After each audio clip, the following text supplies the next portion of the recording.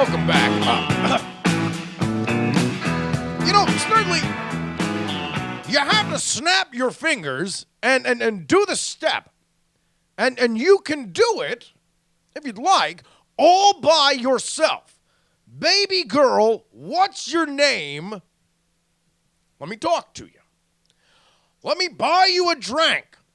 I'm slow-mo. You know me on those keys. I know the club closes at 3. What, Thirdly, what's the chance you're rolling with me? Back to the crib to show you how I live. Let's get drunk. Forget what we did. I'ma buy you a drink. I'ma take you home. Snurdly, I'ma take you home with me. I got money in the bank, shorty. What do you think about that? I'll be in the gray Cadillac. We be in the bed like, Snurdly. We be in the bed like, right back. 105.9 The Cat. Politics.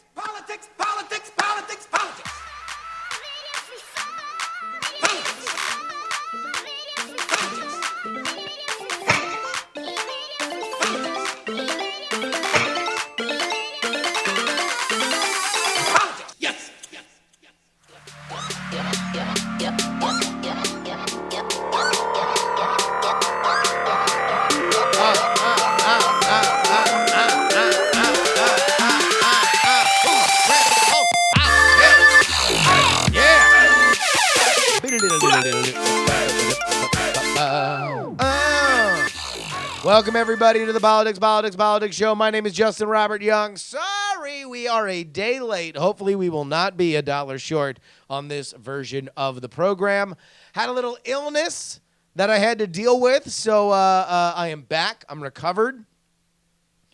I tried a lot of things, tried a lot of ways to get better. I tried NyQuil, I tried Dayquil, tried Sudafed, tried bed rest, tried water. Tried some homemade chicken soup made by the wife last night, and ultimately, it was all for naught.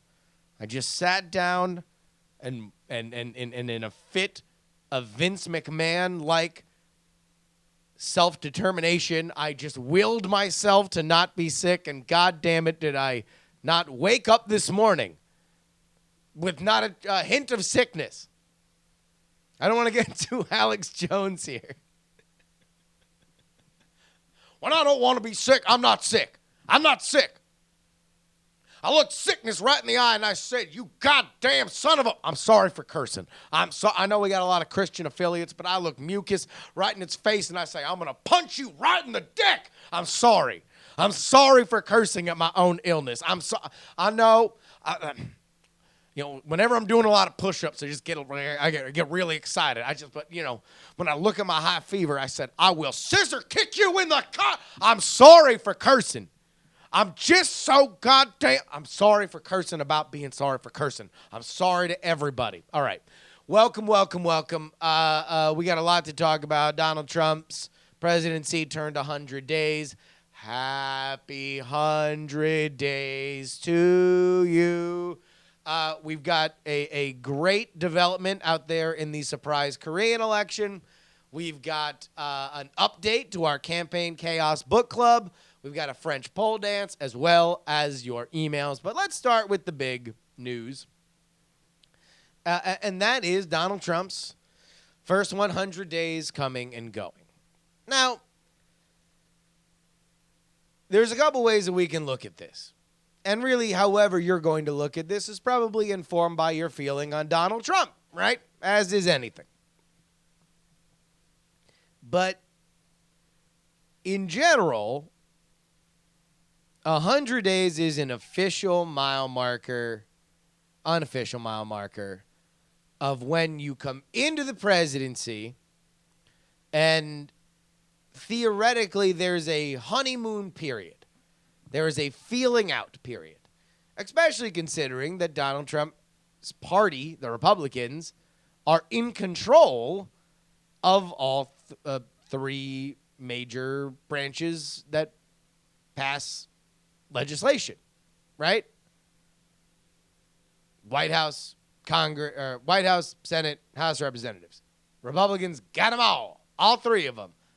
Put them in the jar. It's a new, it's a new slogan I got. Put them in the jar. It's a great thing that you say. It's very common. He's got them all.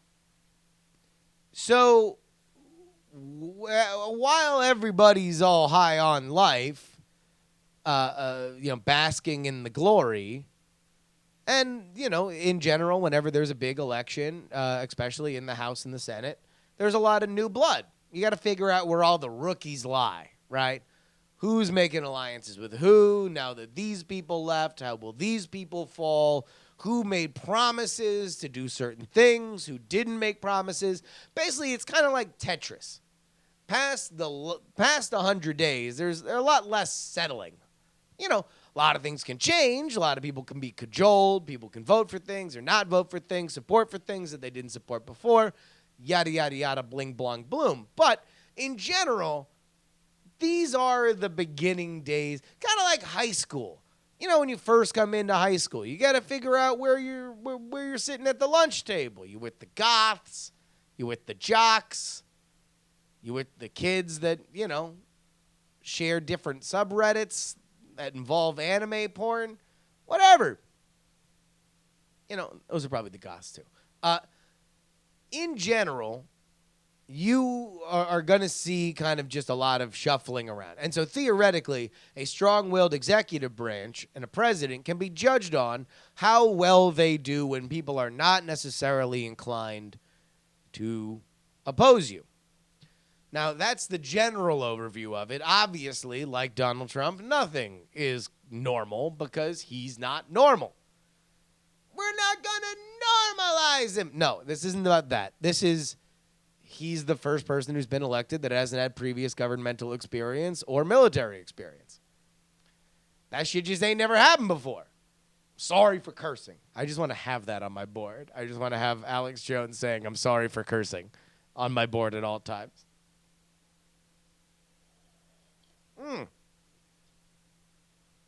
Victor in the chat. Sounds like the Hearthstone meta after a patch. Exactly. Or even more to the point, right after an expansion. It is definitely a certain time. Now, Donald Trump is not like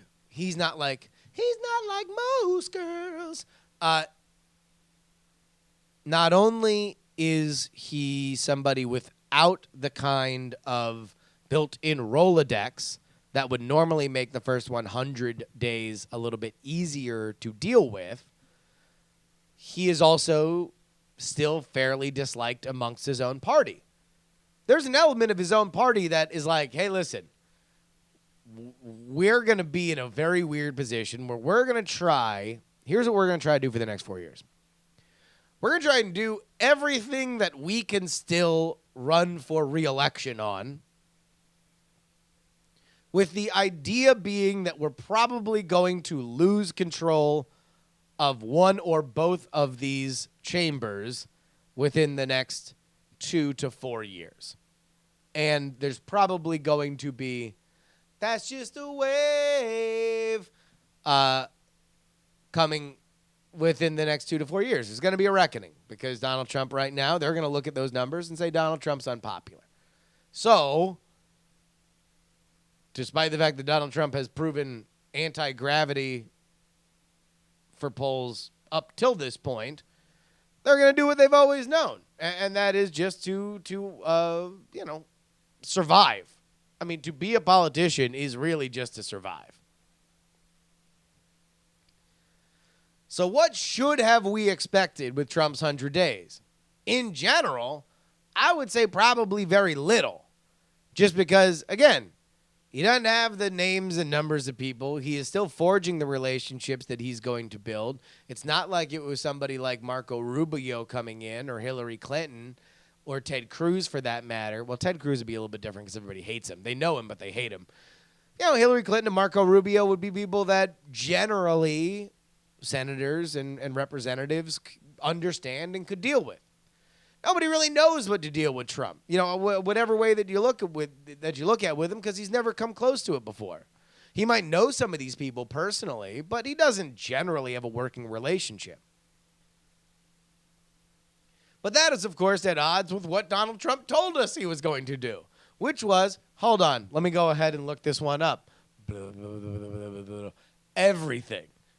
He was going to defeat ISIS. 5 seconds. No big whoop. Don't get your panties in a bunch. I'm going to eliminate ISIS in 5 seconds. Bing, bang, boom. ISIS is dead.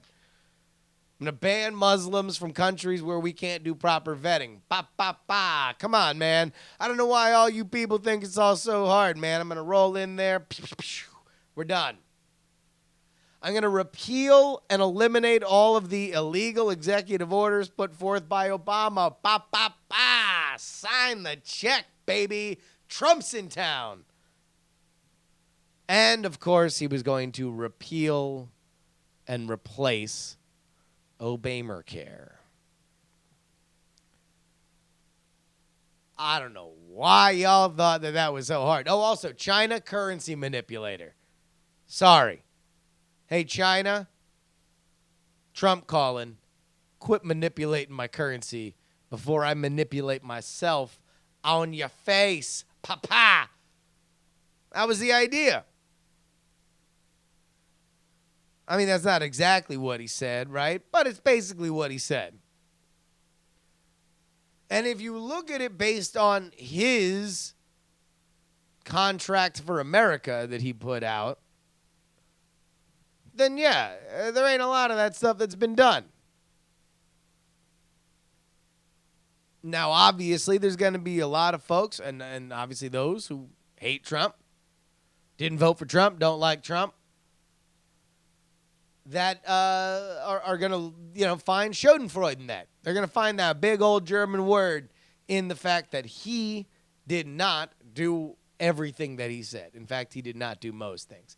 Tried to do some things. Tried to do the Muslim ban. Nah. Tried to do the healthcare thing. Nah. Tried.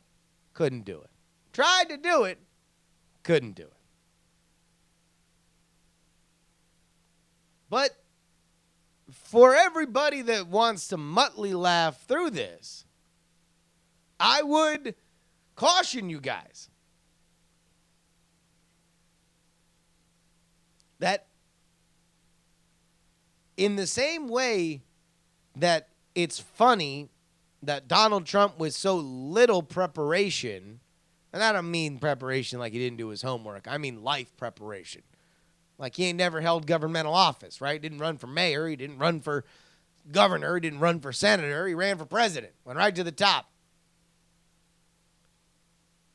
The idea that he would be able to get as much done as he said was always kind of a long shot. But that being said, if your goal is to not have Donald Trump in office in 4 years, then it would behoove you to stop exactly playing into the man's narrative.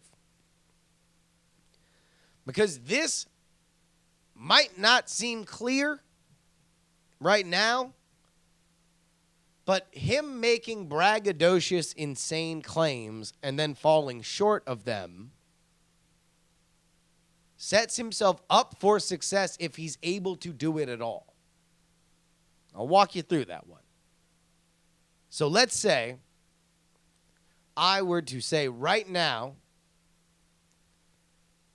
that when I was single,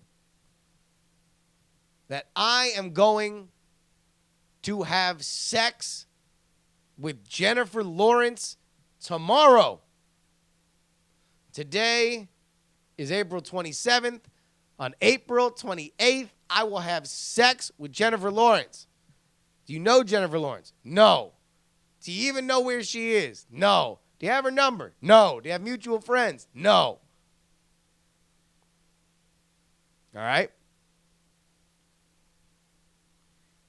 And then years later, so tomorrow comes and goes, everybody points and laughs. Ha ha, what an idiot you are. 2 years later, I have sex with somebody who looks as pretty as Jennifer Lawrence. Kind of looks like Jennifer Lawrence. Maybe not even as pretty. Maybe like squint in the dim light. She kind of looks like J-Law, right? Maybe you give her a bow and arrow. You're like, oh, shit, I can kind of see it, right? Maybe you dip her in blue paint, put some crazy ridges on her. You're like, you want to know what? I can kind of see it. I have sex with that girl. She is not Jennifer Lawrence. She is nowhere near the time frame that I said, but yet I have sex with her. And you're like, yeah, but you didn't have sex with Jennifer Lawrence in a day. I can come back and say, yeah, but who's as hot as that you've had sex with? Boom. Everyone's going to be so busy laughing at Donald Trump for not doing these things that in the time frame, the unrealistic time frame that he said that he would do them, that at the point that he actually does do anything close to it. And by the way, right now, everybody's doing a backflip saying, oh, you said you'd pull out of NAFTA. You said you'd pull out of NAFTA. You said you'd pull out of NAFTA. Donald Trump said, whoa, we're not going to pull out of NAFTA this week. So we're going to negotiate a better deal with Canada and Mexico. By the way, that's what I said back then, too. I said I threatened to pull out of NAFTA. Oh, but you didn't pull out of NAFTA. You didn't pull out of NAFTA. You didn't label China a currency manipulator. You didn't label him a currency manipulator. You didn't have sex with Jennifer Lawrence the day after you said it. You didn't have sex with Jennifer Lawrence the day after you said it. So when he comes in with the girl that kind of looks like Jennifer Lawrence and says, yeah, I renegotiated NAFTA. Now it's 5% better. Yeah, I talked to China. Now we renegotiated it and they lowered their tariffs. Yeah, we did this. We did that. He makes incremental progress. It's the people that are going to point to what he promised. He's going to say, whatever, losers, haters that are not against, that are against progress, right? And he's going to say, look, I made a bold claim. I made progress. What the hell has Washington done before me? Because the rap that is on D.C. right now is that D.C. doesn't do anything. This is partially the byproduct of 8 years of the Republican Congress and the Obama administration getting so butthurt that they would rub their hurt butts together and scream and yell to their supporters saying, look who's hurting my butt. Look who's hurting my butt right now. But really, their butts were just rubbing together. Created deadlock. Both sides, there is a general bipartisan feeling that things should get done. Things should get done. And I have said this before, during and after the election. I'm going to say it again now. If the economy is humming through the midterms, if the economy is humming in 4 years, then then that's just the wave will not be as big for the Democrats, and Donald Trump will have a good shot to be a 2-term president. Like, that's the only thing that matters for them. It's the only thing that matters for him. So, as easy as it is, and by the way, I believe he keeps it easy to laugh at him. If your goal is to not have Donald Trump be your president, be careful how much you want to chuckle at his expense. It's like in Roger Rabbit. One of these days you'll laugh yourself to death. All right. Let's get into something a little bit more fun. Like I've said a million different times, this podcast is not really about governing. This podcast is about elections. And so we will get into our Korean election update.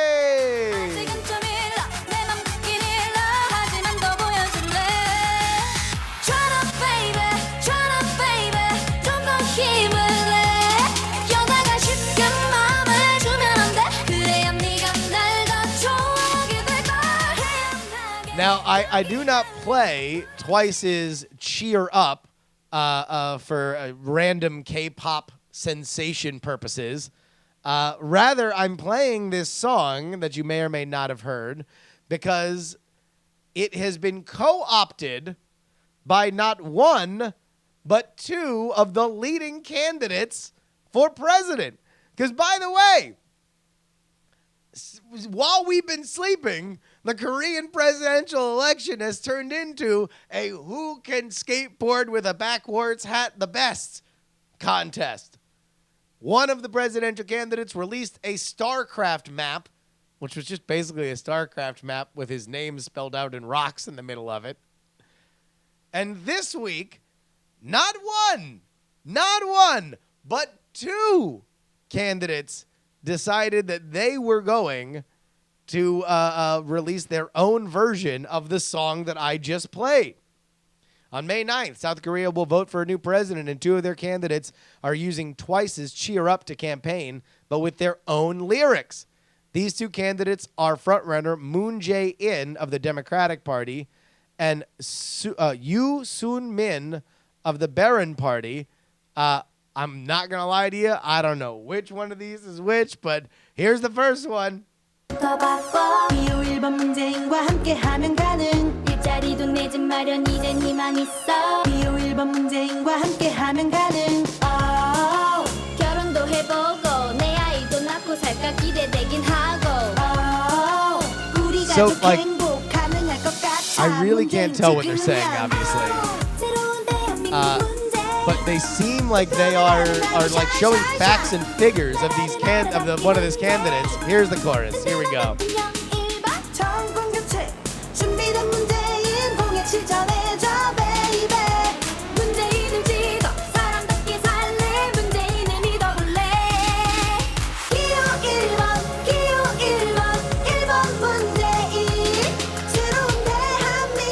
So I'm assuming that's Moon Jae-in. I just heard Moon Jae-in there. So that was Moon Jae-in's.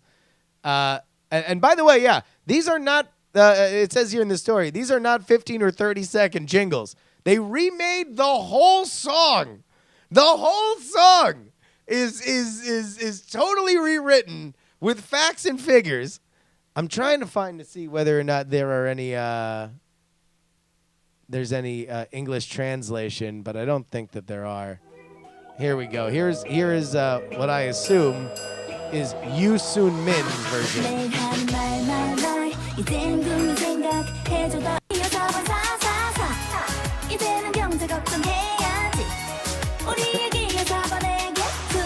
I mean, all right, if you are just listening, like I'll link to this in the show notes, but they're like showing like numbers and stuff.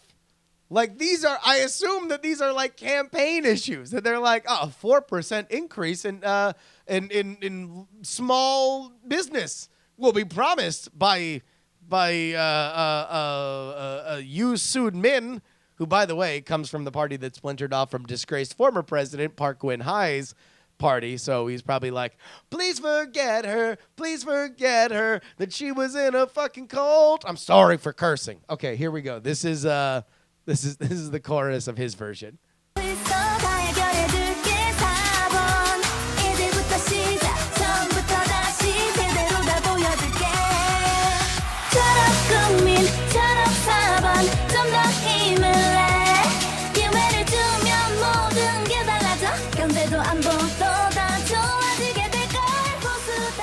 Now here's the funny thing. Let's go ahead and take a look at the lyrics. The lyrics for Cheer Up. Because this is a very cutesy song. I mean, like, I would say... Yeah, here are the lyrics. Every day it rings, the bell, bell, bell. Now care for me. I don't want to waste my battery. It keeps coming like my phone's going to explode. I don't know. He says he can't even breathe. He says he's struggling because of me. He says his heart is dropping. Why? He says that I'm so pretty, I'm not showing off or anything. Sorry I couldn't pick up earlier. I was meeting my friends. Shy. I can't really meet you right now. Sorry. I'll call you a little later. Don't beg. Then you won't last long. I'll let you call me baby. It's still a little too early for my heart to feel the same, but I'll show you more. And here's the chorus. Cheer up, baby. Cheer up, baby. Cheer up a little more. A girl can't give her heart away too easily. That's how you'll get to know me even more. All that calm, as if it's nothing. So you won't know that I like you. Just get it together. And then, baby, cheer up. That's not how the medley goes. But, like, this is very Taylor Swifty, right? This is I would love it if American candidates would just take songs, because I mean, like, campaigns co-opt popular songs all the time. Hillary Clinton ran that goddamn fight song into the ground. Republican candidates usually wind up taking songs from artists that are upset that they took them, like Ronald Reagan took Bruce Springsteen's song, and Springsteen got pissed off about it. I'm pretty sure Trump used "Won't Get Fooled Again" a lot, but nobody ever just does a full parody version, right? Nobody officially does it. Sometimes there are songs written for the campaigns. Like, I remember John McCain did Raisin McCain. Raising McCain's song. So I guess this would be the closest that we would get to an original song, an original country anthem by music star John Rich. This was Raising McCain.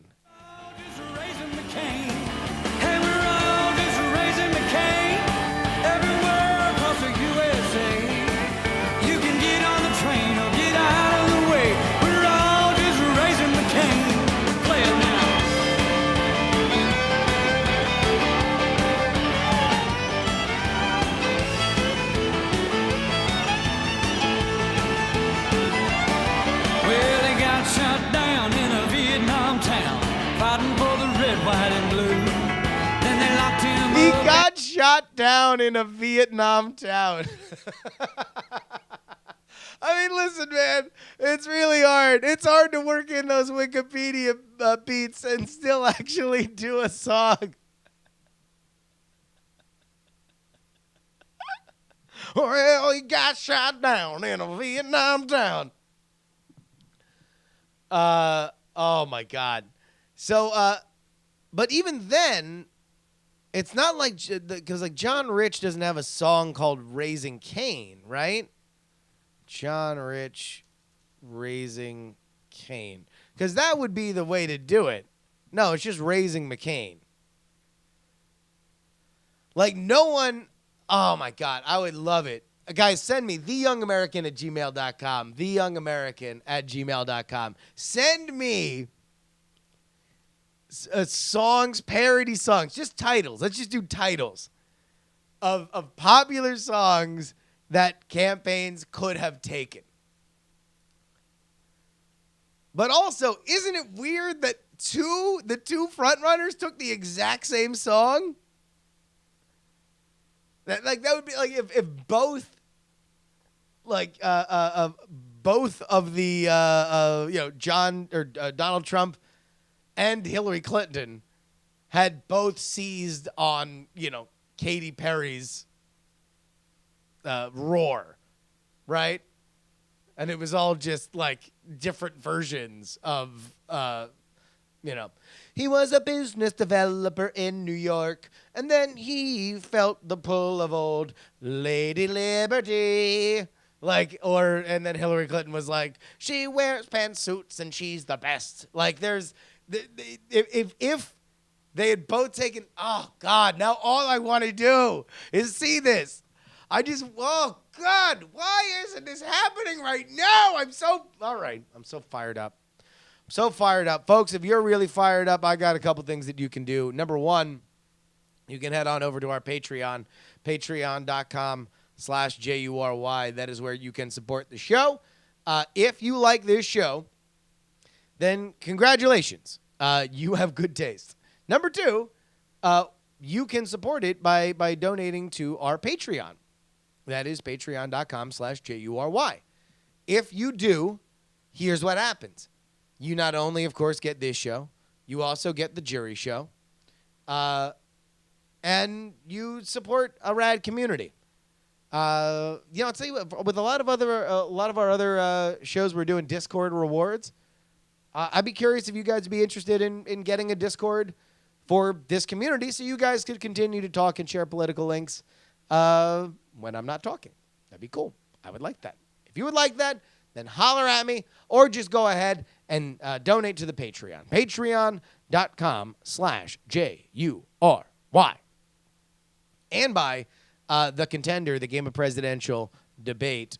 If you want a free expansion, boy, do I got the thing for you. We give away one free Contender expansion for the people on our mailing list every single week.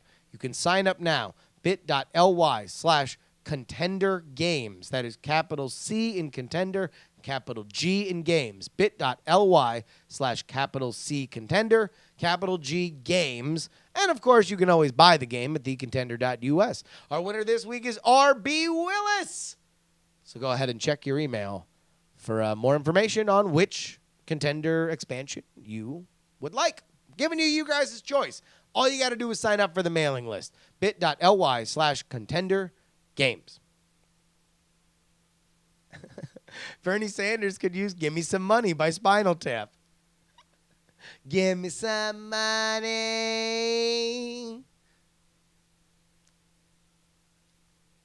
Let's go ahead and talk about our Campaign Chaos book club. We are currently reading the book Shattered about the Hillary Clinton presidential campaign.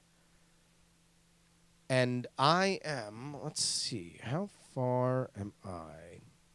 I have 2 hours and 59 minutes remaining. I am in the chapters about her preparation for the debates.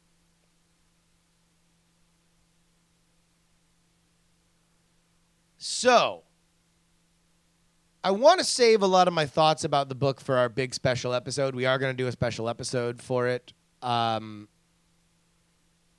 I'm going to read everybody's emails about. So if you send in an email about Shattered and I don't read it on this episode, don't worry. I'm going to read it. I'm going to do a whole special episode where we're going to read everybody's thoughts about it. So send your thoughts as you finish reading it to the youngamerican@gmail.com.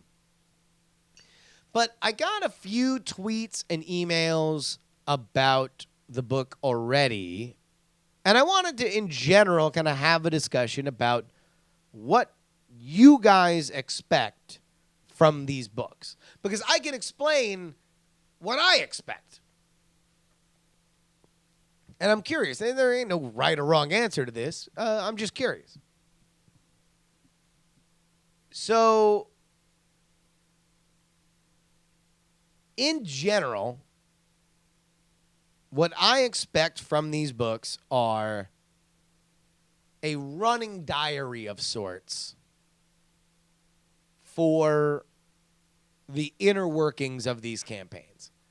Because by necessity, campaigns are kind of mercenary organizations. You know, they are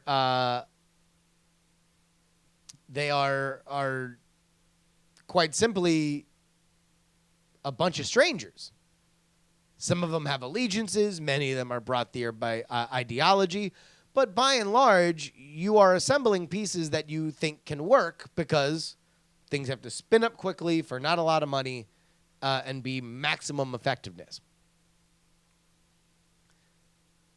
And once everything's done, and by once everything's done, I mean sometimes before they're done, but certainly the second that the votes are cast, there is very often very little reason to stick to your guns or protect people. Because you're always looking for the next gig. So it's never really your fault. It's the other guy's fault. Well, if the dummy would have listened to me, maybe we would have won. So when you're reading a campaign thing about, or reading a book about a losing campaign, You're always on the hunt for who's pointing fingers at who. And this book delivers on that. But one of the big things that I got from a few people, well, two things stuck out to me. The first was I was frustrated that the book did not go deeper into why Hillary lost. They just kept hammering in on things like narrative. Well, when we review the book, I'll go into whether or not I agree or disagree with that idea. But I don't really expect this book to be the final word on why Hillary lost. I expect this to be a diary, several people's diaries, read simultaneously and specifically cross-referenced against each other. Because let's say theoretically that the book does conclude far too little of a hard-hammered analysis of exactly all the things that Hillary did wrong, and it wasn't just these very floofy narrative issues that they were never able to hammer down. It was the core idea that she was a damaged candidate that had damaged behavior that was not only built up over, over 10 years, 15 years, but also was, more than that, 20 years, but also was somebody that continued to exhibit that behavior during the campaign. If that isn't said by the sources that are being taken in to write this book, then that's the story in and of itself. You don't need somebody, you don't need the author to say it. The author's there in these books in general, I find, the author's there to get the information and get the hell out of the way. Let these people yell at each other, within these pages.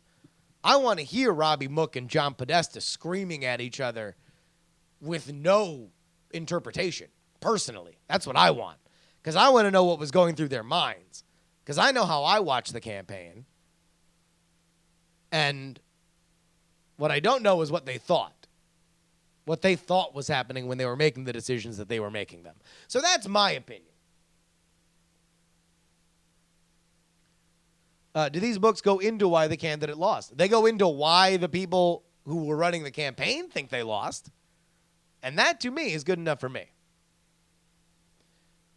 The other thing that I got from our old friend, Infamous Nexus, he's not in the chat anymore, but got it on Twitter, that this is a stealth hit piece on Donald Trump.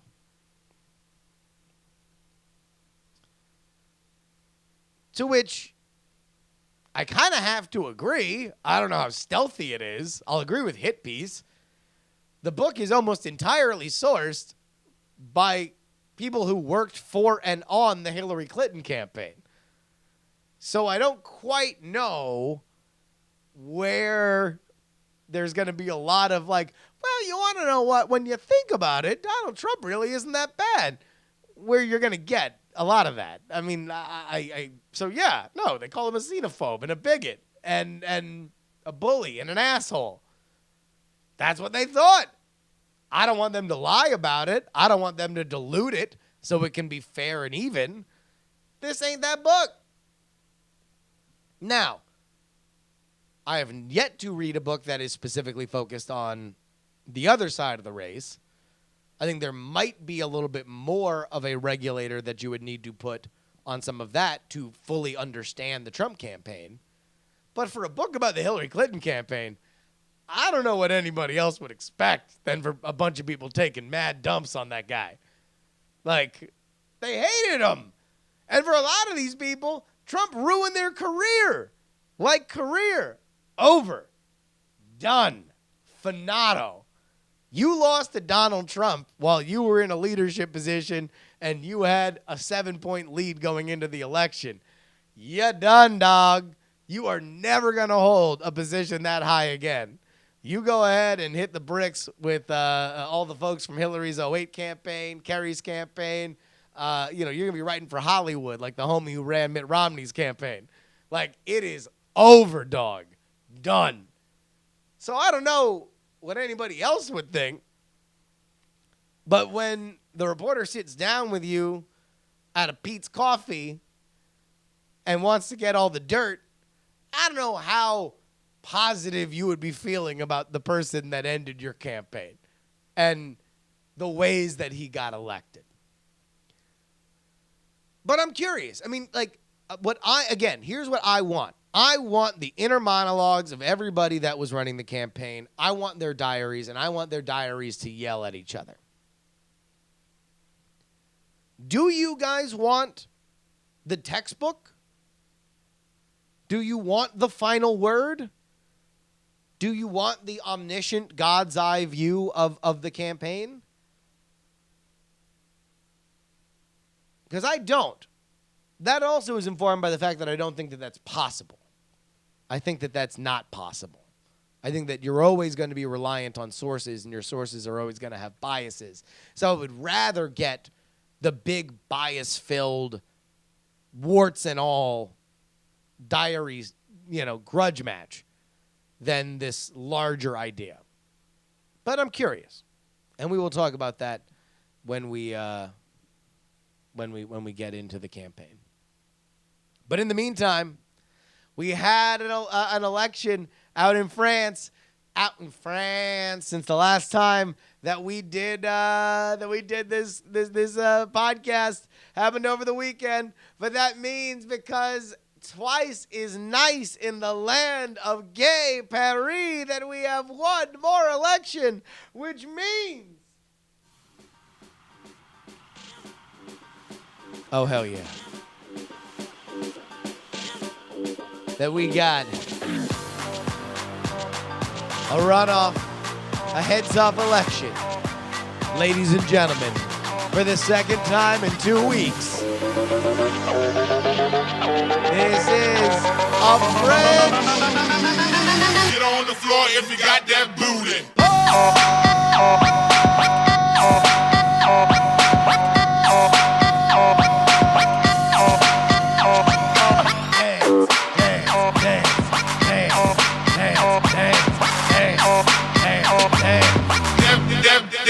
That booty. This is an IFOP fiducial poll with 1,407 likely voters. Coming first to the stage. She was the second place in the runoff, and she's second place here. Ladies and gentlemen, pull out your picks, because it's Marie Le Pen.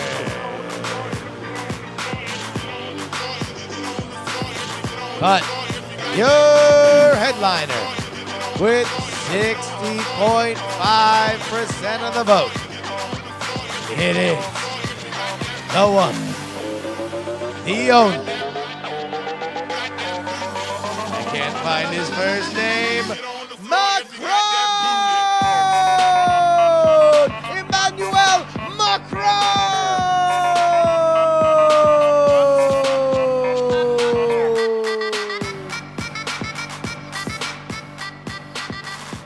So it looks like, barring, a big unforeseen resurgence, that Macron will beat Le Pen. If you look at how the polls fared in the runoff, they were fairly accurate.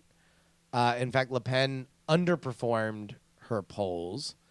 As far as I know, this is just a straight up popular vote. So it's not like America where there is like an electoral college. And since that's the case, all signs point to Macron winning. But as Kyle the Tiger points out, polls can't be wrong, right? Go ahead, holler at your boys at Brexit. I mean, polls can't be wrong, right? Holler at the hill dogs. Hey, hey, hey. Polls can't be wrong. Who knows? That vote will be on June 7th, I believe. June 7th. It's June 7th and June 9th. One of them is the French one. One of them is the South Korean one. If you would like to have your email read on this show, go ahead and email theyoungamerican@gmail.com. Again, theyoungamerican@gmail.com. David writes, all the emails are from David's today. David writes, I feel like I'm a frog in a pot of rapidly heating water. Last year with some of the comments from Trump, I wasn't shocked but amazed that they became public, since I thought privately he was always a crass blowhard who used money to substitute for style or class. Now there is so much normalized, quote unquote, that any new comments from him no longer do anything to shock or upset me.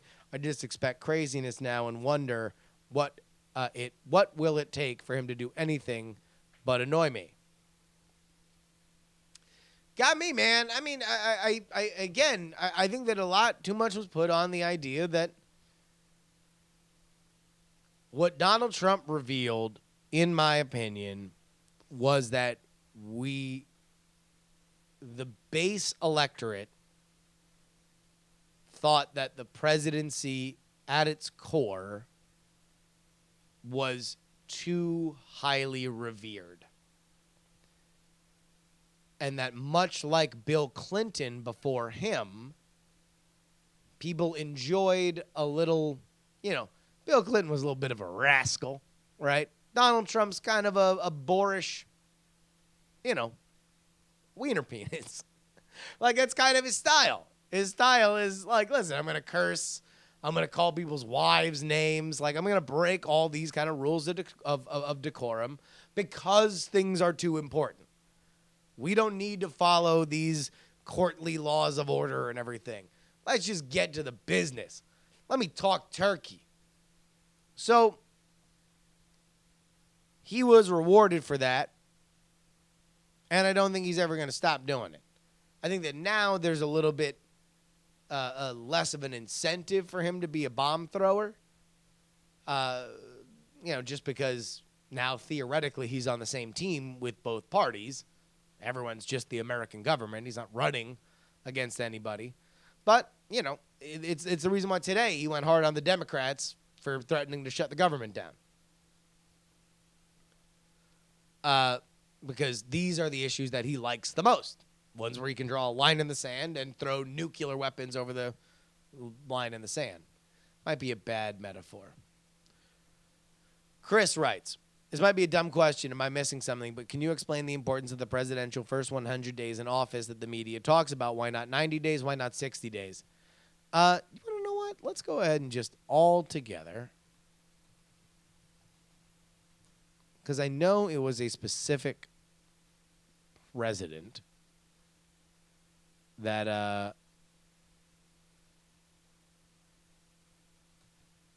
that guided it, and I want to say it was Teddy Roosevelt. No, FDR. Wrong Roosevelt. Yeah, first 100 days of the first term of a president are sometimes used to measure the success and accomplishments of the president during that time.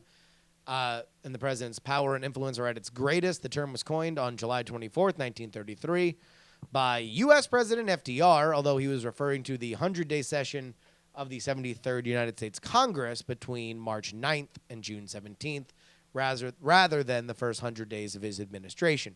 So that has eventually kind of morphed into the idea that the president should be able to do something. I like to look at it as kind of the nega version of the lame duck year, It's like lame duck year, you can never get shit done because political power is all about the projection of future power. So people in the first 100 days are most likely to do what you want because you're going to be there for 4 years. So they better get on your good side now, right? In the same way that when you are a lame duck, no one wants to hear you because what are you going to do for me in a year? So This ain't called Paula Friends. It's called Politics. And I'm going to flick you the hell off if you ain't got nothing for me. Nathaniel. Actually, we'll read Nathaniel's last. David D. writes, all right, so like most U.S. presidents have a nickname at some point. Think about the rail splitter, Old Hickory, Slick Willie, Tricky Dick, W. What nicknames do you think Trump will have? You know, it's hard to say because he already came in with one, right? Like, he was the Donald. I don't think there's anything that's going to make him not the Donald because, you know, Bill Clinton was Slick Willie in Arkansas, too. So I think we're just stuck with the Donald. David K. writes, as I drove by the local Earth Science Day rally, I was struck by all the anti-alternative fact signs. I wonder what all these people thought election night, after we had all been force-fed the facts that Hillary was going to sashay her way down Pennsylvania Avenue to the White House. All of the facts said that she was going to win in a landslide. Every poll that mattered had her up by double digits. But then election night happens, and Trump prevailed. Do these same people fall to their knees and cry out to the heavens, facts? My facts, why have you forsaken me? Perhaps if these supposed intellectual people had been willing to examine these alternative facts, they could have seen the wave of sarcasm, jingoistic, protectionistic, racist, and sarcasm that would sweep the Donald to the White House. Thanks, love the show. You do such a great job covering the coverage. Keep it up.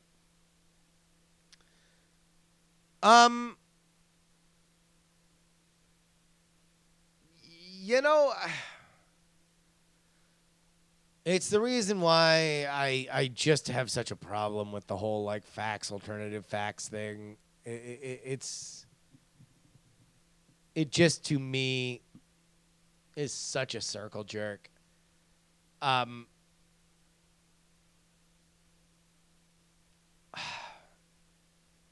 know, I don't know. When it comes to the science rally,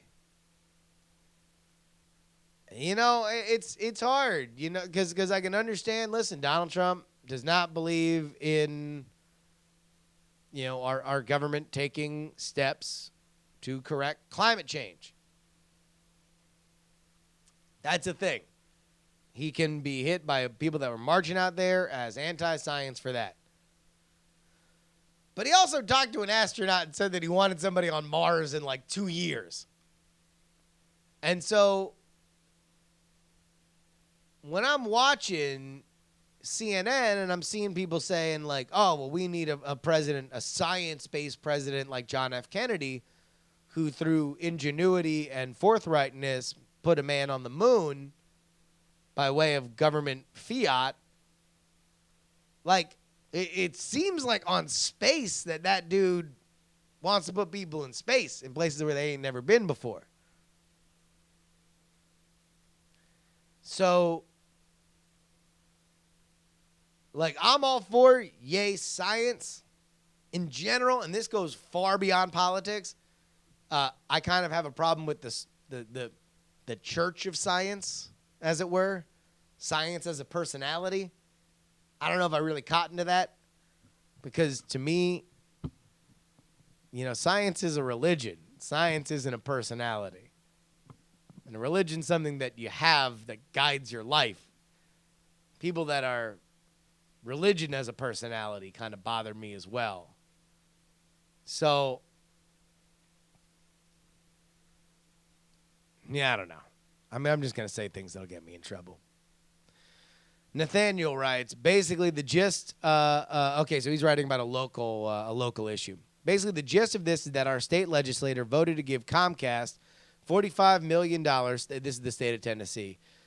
Voted to give Comcast $45 million of taxpayer money to expand their service to the surrounding rural areas rather than allow EPB, the local power board that offers the fastest internet speeds in the country, to pay to do the same thing with their own money. I can hardly find the words to describe how offensive I find this as a taxpayer. To quote an article that I am linking, the EPB wanted to build out its own gigabit fiber network to many of those same communities using money that it had on hand or private loans at no cost to taxpayers. It would then charge individual residents for internet service. Instead, Tennessee taxpayers will give $45 million in tax breaks and grants to giant companies just to get basic infrastructure built. They will then get the opportunity to pay those companies more money for worse internet than they would have if they had gotten EPB. Tennessee will literally be paying AT&T to provide a service 1,000 times slower than what Chattanooga can provide without subsidies.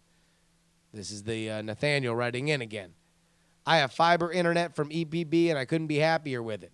I don't need their faster speeds or even one of the 10 gigs. Seriously, that's insane speed.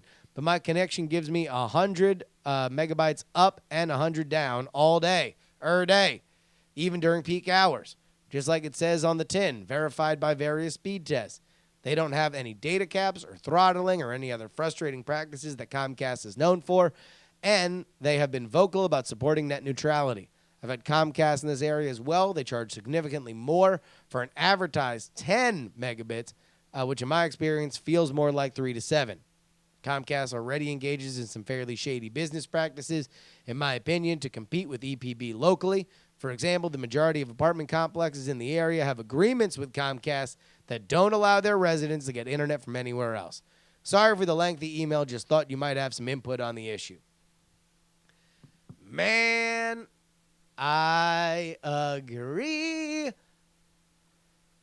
There needs to be more competition. And you know, even a lot of my friends that are more kind of like super open up the market libertarians have kind of given up on any kind of wired internet and are just kind of hoping for technological breakthroughs that don't necessitate digging lines, which oftentimes is what chokes out a lot of this.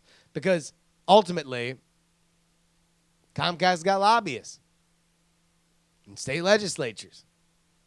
Comcast is going to make their proposal the biggest one that whenever you're voting on stuff within a house, be it a federal or state level, you know, money's going to spread.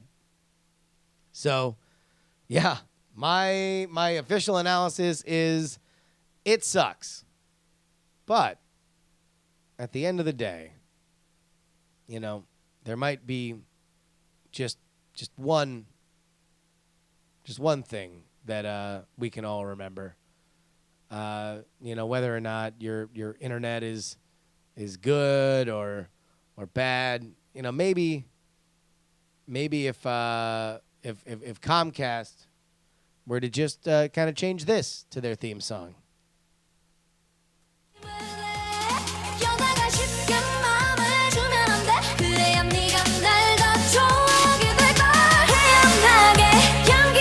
A reminder, we're giving away one free Contender expansion a week for people in our mailing list. Sign up now, bit.ly, capital C, Contender, capital G, Games. And you can buy the Contender at thecontender.us. Of course, email the show at theyoungamerican@gmail.com. Music provided by Valesco and Trop Killers, and Twice, apparently. You can follow me at Justin R. Young everywhere. Including whether or not you're interested in reading any of the books on our list, or if you've got a book that you'd like to suggest for us, hit me up on Snapchat. Just yell at me like that. And you can download archived episodes of this show at bonerwars.com.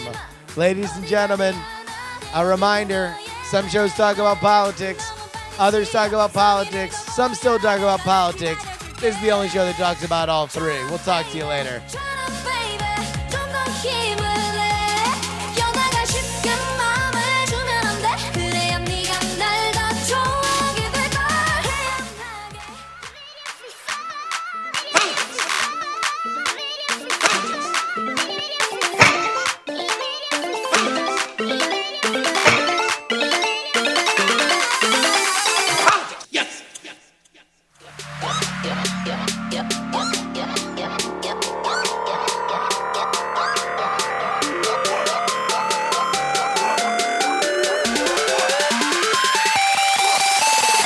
Diamond Club hopes you have enjoyed this program.